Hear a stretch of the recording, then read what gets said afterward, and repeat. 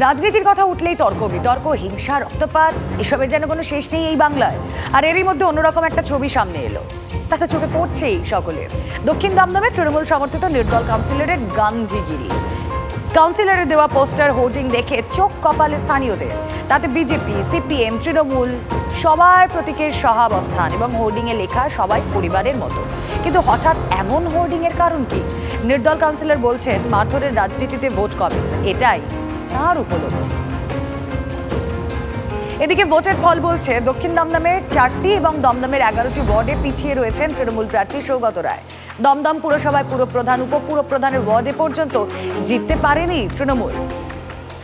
অন্যদিকে আবার নির্দল কাউন্সিলর দেবাশিস বন্দ্যোপাধ্যায় কিন্তু আগেও শিরোনামে এসেছেন। নির্দল হিসেবে ভোটে জয়ের পর তৃণমূলে যোগ দিতে গিয়েছিলেন তিনি, কিন্তু মঞ্চে গিয়ে দেখেন রণে ভঙ্গ দেন নির্দল কাউন্সিলর। রীতিমতো হাই ড্রামা, কান্নায় ভেঙে পড়েন দেবাশিস বন্দ্যোপাধ্যায়। সৌগত রায়কে সান্ত্বনা দিতেও দেখা যায় তাকে। পরে তৃণমূলে প্রত্যাবর্তন নিয়ে তিনি ব্যালট ছাপিয়ে ওয়ার্ডে ব্যক্তিগত উদ্যোগে ভোট পর্যন্ত করান। এমন আরও অনেক অধ্যায় দেখেছে রাজ্য। সেই নির্দল কাউন্সিলরকে তার এই নতুন কর্মকাণ্ড স্বভাবতই শোরগোল ফেলে দিয়েছে।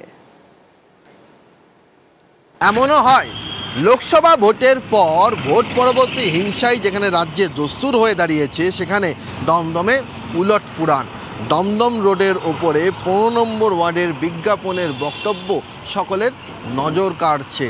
যে হোর্ডিংয়ে স্পষ্টতই দেখা যাচ্ছে যে বিরোধী সব দলের প্রতীক সহ সেখানে লেখা আছে, এইবার নির্বাচনে যে সামান্য কজন মানুষকে সঙ্গে পেলাম না ভাই, আপনারা সাথে থাকলে আগামী দিনে কাজের মাধ্যমে তাদেরও মন জয় করতে পারবই।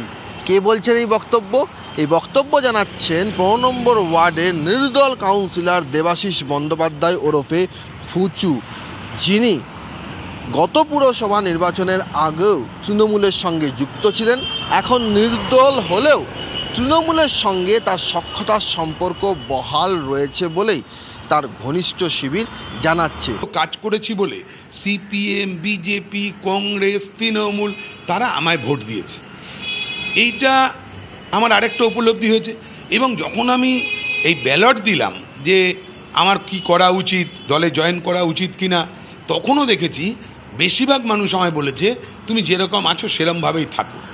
দেবাশিসবাবু হয়তো পোস্টার দিয়ে করেছেন, কিন্তু আর বাদবাকি ধরুন আমরা বা আরও যারা আছেন তারা পোস্টার আমরা দেইনি। পোস্টার দিলাম না মানেই আমরা বিরোধীদের মারধর করছি, বিরোধীদের সাথে খারাপ ব্যবহার করছি, এরকম বিষয় নয়। বিরোধীরা বলছে এসব কিছু নয়, এসবই আসলে প্রচারের মোড়ক।